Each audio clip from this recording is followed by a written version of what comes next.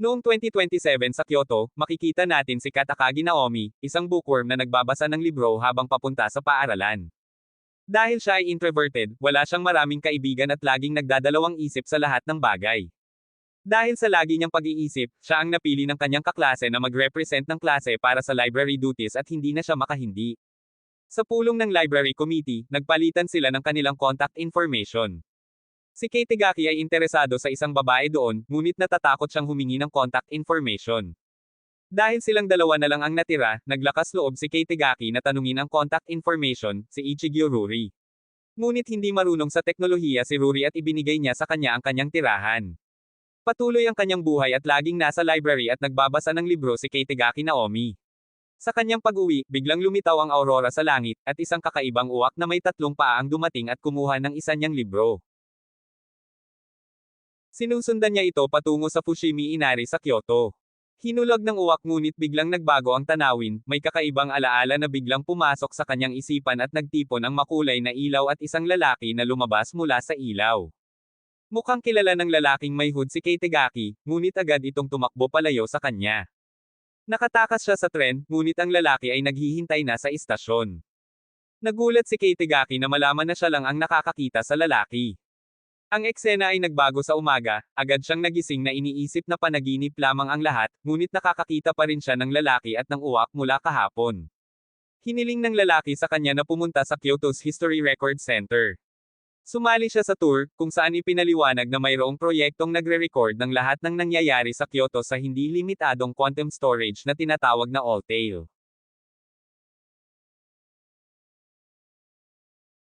Sa may ilog, ipinakita ng lalaki sa kanya ang mga drone sa paligid na nagre-record ng mga detalye ng lahat ng bagay na nangyayari doon. Bigla, nahulog ang isa sa mga drones at tinamaan si Keitegaki.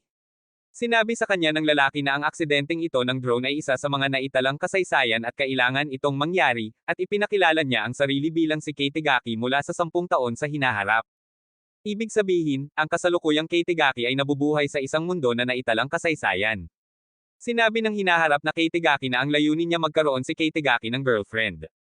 Una, nagdududa si Keitegaki, ngunit ipinakita sa kanya ng lalaki kung paano niya naa-access ang record mula sa totoong buhay at maaari niyang baguhin ang anyo ng kanyang avatar. Kinabukasan, nagsimula si Keitegaki na obserbahan ang babae na inaasahan niyang maging girlfriend niya, si Ruri. Si Ruri ay napakadesidido at walang pake kung ano ang iniisip ng iba sa kanya. Sa banyo ng paaralan, sinabi ni Keitegaki sa kanyang sariling hinaharap na si Ruri ay hindi talaga ang kanyang tipo at mas gusto niya ang ibang mas cute na babae. Hindi niya matanggap iyon at sinusubukan patunayan na si Ruri ay cute rin. Ngunit, nang makita si Ruri sa aklatan, natulala ang hinaharap na Keitegaki at nagsimula itong umiyak. Sa bubong, sinabi ng hinaharap na Keitegaki sa kanya na sa loob ng 3 buwan, si Ruri ay mamamatay pagkatapos tamaan ng kidlat. Kaya nais niyang magdulot ng chain reaction sa buong talaan na buhay pa si Ruri.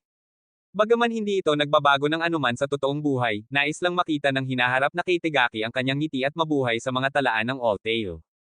Dahil hindi niya kayang ma-access ang talaan ng pisikal, humiling siya ng tulong sa kasalukuyang Keitegaki sa talaan. Upang gawing mas madali ang komunikasyon, nagsimula ang batang Keitegaki na tawagin ang kanyang hinaharap na sarili na Sensei. Gamit ang kanyang autoridad, binigyan siya ni Sensei ng isang guwantes na tinatawag na God Design. Ito ay nagbibigay sa kanya ng kakayahan na baguhin ang mundo at lumikha ng anuman na nais niya. Kinabukasan, nagsimula silang mag-ensayo gamit ang aparato dahil kailangan niya ng kaalaman na kinakailangan upang makagawa ng anuman na nais niya. Tinuruan ni Sensei ng bawat kilos si Keitegaki upang mailapit ito kay Ruri. Ang lahat ay tila maayos, at tila mas gusto na rin ni Keitegaki si Ruri ngayon. Gayunpaman, nagsimula si Sensei na obserbahan ang kilos ng sistema ng seguridad ng Altair ngunit hindi pa ito gaanong aktibo. Sa paaralan, ang library committee ay nagpaplano ng isang used book bazaar, at sinasabi ni Sensei na tulungan siyang magtipon ng mga gamit na libro. Naghahanap sila sa lahat ng dako ngunit wala silang natagpuan. Sa huling saglit, nagdesisyon si Ruri na mag-donate ng kanyang koleksyon ng lumang libro ng kanyang lolo para sa bazaar. Tinaong siya ni Ruri tungkol sa kanyang mga paboritong libro, isang tanong na hindi pa niya nasasagot kay Sensei dati. Ngunit sinagot niya ng tapat, kung paano niya iniibig ang mga sci-fi books at ang pakiramdam ng pagsasanay sa sarili sa mga libro. Nakaka-relate rin si Ruri sa nararamdaman na iyon, na nagdudulot ng mas malalim na koneksyon sa kanilang dalawa. Ang library committee ay tumutulong sa paglipat ng mga libro. Gayunpaman, sa gabi, ang lahat ng mga libro ay nasunog dahil sa isang aksidente, at lubos na nalungot si Ruri. Alam ni Sensei na ito ay mangyayari at hinayaan niya sapagkat kailangan itong mangyari, dahil si Keitegaki ay magbibigay ng kasiyahan sa kanya, at magiging mas malapit sila dahil dito. Ngunit sinusubukan pa rin ni Keitegaki na gawing muli ang mga libro gamit ang God Design. Nag-aalala siya sa paglikha ng mga libro dahil hindi niya alam ang nilalaman nito, ngunit nagsimula rin si Sensei na tulungan siya, nagtagumpay siyang likhain ang ilang mga libro, at maaari pa ring magpatuloy ang bazaar. Siya ay nawala ng malay dahil sa sobrang pagod. Paggising niya matapos ang kaganapan, naroon si Ruri na nakaupo sa kwarto. Inamin ni Keitegaki ang kanyang nararamdaman sa kanya. Kinabukasan, natapos na ni Keitegaki ang kanyang God Design training sa pamamagitan ng paglikha ng isang maliit na araw. Ang araw ng pagbagsak ng kidlat ay dumating, napalibutan si Keitegaki ng all-tail security system sa anyo ng mga Fox na pulis. Nagsimula si Keitegaki na makipaglaban sa kanila gamit ang libro na kanyang nilikha gamit ang God Design. Nagtagumpay si Keitegaki na iligtas si Ruri mula sa kidlat sa pamamagitan ng pagsasagawa ng isang uri ng itim na butas. Nang silang dalawa ay malapit ng maghalikan pagkatapos ng nakakatakot na sandali, ang God Design ay nag-transform sa isang uri ng bilangguan na sumasaklaw kay Ruri sa loob nito. Sinabi ni Sensei na ang tunay na dahilan kung bakit siya dumating ay upang kunin si Ruri sa eksaktong sandaling iyon ng pagbagsak ng kidlat upang muling mabuhay ang tunay na Ruri, na kasalukuyang comatose sa totoong mundo. At nagtagumpay ang plano, na may nagbubukas na mata si Ruri sa totoong mundo, na nagulat ang lahat ng mga doktor doon. Gayunpaman, iniwan ito si Keitegaki na labis na naguguluhan at hindi alam kung ano ang gagawin. Pumunta siya sa bahay ni Ruri at nakita itong lubusan ng korempido sa sistema at saka hinarap ng mga Fox Police. Si Sensei, na isang empleyado sa All-Tail sa totoong mundo, ay pumunta sa All-Tail Control Station at sinabihan tungkol sa korempidong file sa talaan. Wala silang ibang pagpipilian kundi gawin ang recovery, na halos katulad ng restart sa computer. Sa loob ng All-Tail, sinusubukan ni Keitegaki ang kanyang makakaya upang iwasan ang lahat ng Fox Police. Samantalang si Sensei ay nag-umpisa ng mag-isip ng lahat ng kanyang pinagdaanan para makarating sa puntong ito. Isinagawa niya ang daang-libong pagsusuri upang ma-access ang All-Tail records, na nagdulot ng maraming pinsala sa kanyang katawan. Habang tumatakas mula sa Fox Police, nahulog si Keitegaki sa Data Erasure Aurora ngunit sa halip na mabura, siya ay inilipat. Siya ay tumigil kung saan kasama ang uwak mula noon na kayang magsalita.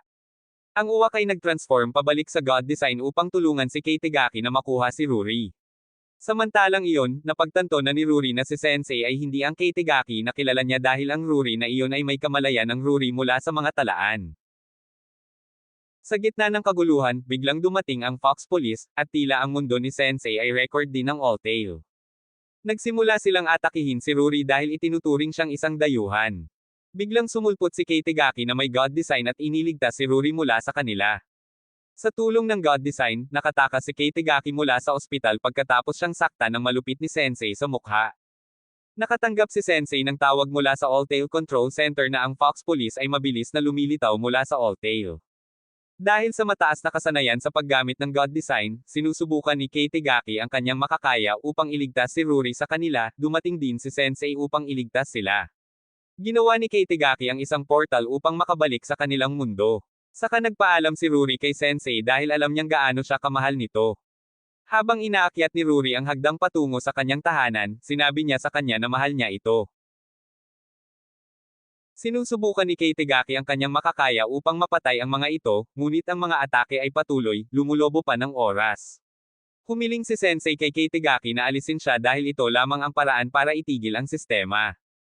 Ito ay dahil binabasa sila bilang duplicate data ng parehong tao, kaya't patuloy pa rin silang inaatake ng sistema. Tinanggihan ni Keitegaki na gawin ito, at nagsimula silang magkaroon ng mga flashback ng kanilang panahon na magkasama.